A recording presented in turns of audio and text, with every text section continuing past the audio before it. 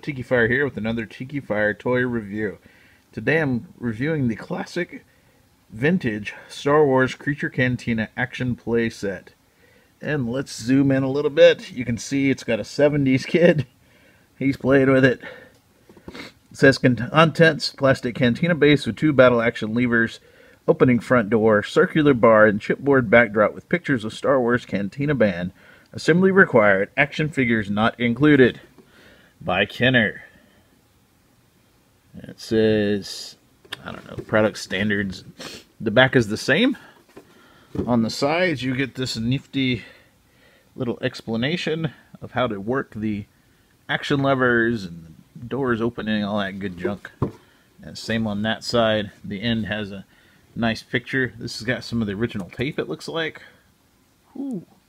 That's some old stuff right there. It's all yellow. There you have it, the Creature Cantina action playset.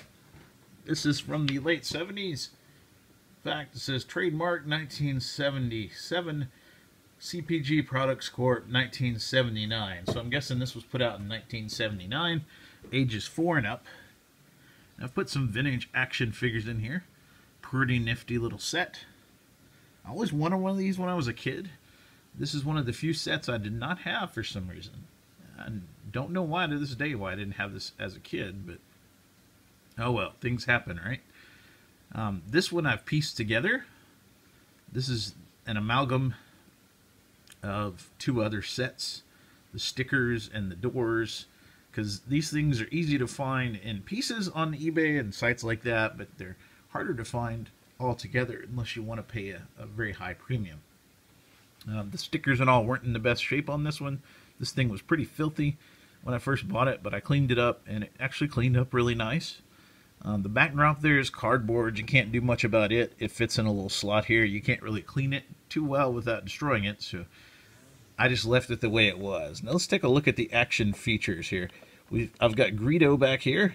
He's on one of the action features, if I can get him to stand up. Oops, his knocked Han's pistol out. So we got Greedo there. We got Han, and we can do this action feature with him. And he's supposed to fall over. Obviously, doesn't always work too well. And this is the big head Han, which I believe was the second version of Han. When I was a kid, I had the small head Han. And I played with him so much, he basically kind of was falling apart. And I sold him on eBay years ago. Wish I hadn't done that now, but, you know, such is the breaks. And there goes Greedo. He's got a little button on the which you can stand him on, and he's supposed to fall over when you pop this little lever. Like that. Let's see. See if I can get it to work. There he goes. Han Solo shot Greedo. How cool is that? And then you have an action lever over here. There's Hammerhead behind the bar, or Mobile Nadon as he's actually called. And we've got, we can take Ponda Baba here, Walrus Man, put him on the action feature, and Ben Kenobi can cut his arm off with the lightsaber. Ah! He knocked him both over.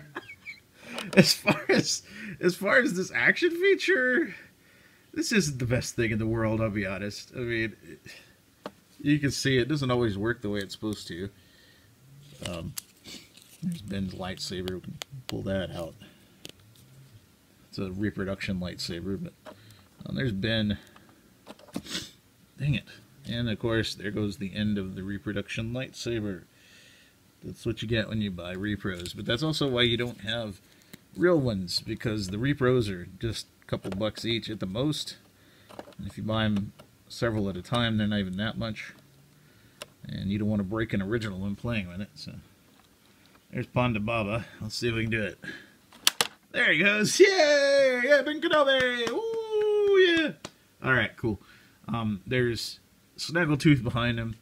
Of course, you know, there's the infamous blue Snaggletooth, which I don't have because he costs over $100 usually.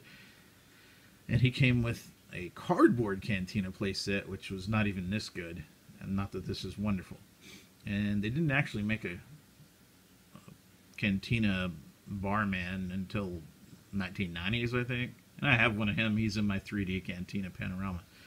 So I just wanted to show you this. Oh, if you go over to the door, he wants to get out of there fast, right? I do like how he's holding his gun. Check it out. It's almost like he's like, yeah, come here, boy. Yeah. You can hit this, and the doors are supposed to pop open. As you can see, they're kind of stuck, and they don't really do that. Oh, there, it kind of went there. You see it?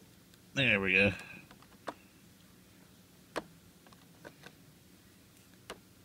Yeah, kind of hard to see, but there it is.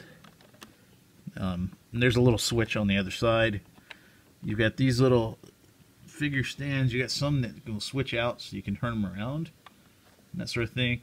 You got some that are just pegs on the bottom. Let's take a look at the bottom of this. I got a Jawa here without his cape or his cloth outfit. There's Snaggletooth, the actual size Snaggletooth. Greedo.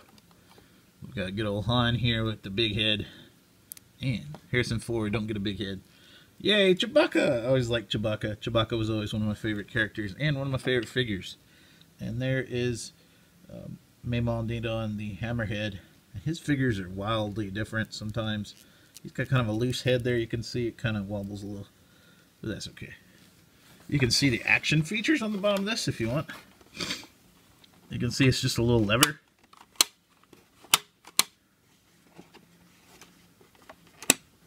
And it pops like that. And then this one's just like rigid, basically. That holds the doors in. How it's supposed to work is like this. So you hit the button behind it, and they're supposed to pop open. You know, these are old, so they don't have much spring left in them, unfortunately. But that's the brakes. That's the Creature Cantina Action Playset, Vintage Star Wars. I could see as a kid I would have probably loved this thing. As an adult, it's kind of I mean, I'm glad I have it now since I never had this one, but it's not the best playset in the world, obviously.